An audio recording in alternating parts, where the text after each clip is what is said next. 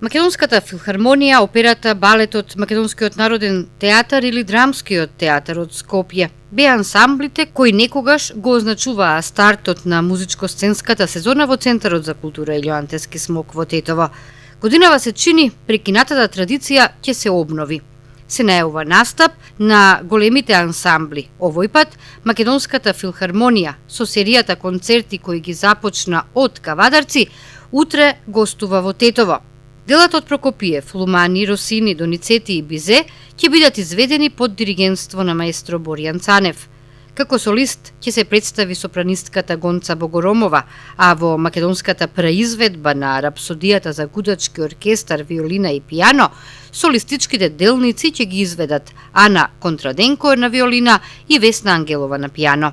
Концертот на Македонската филхармонија во петок во Центарот за култура Илјоантески смок започнува во 20 часот.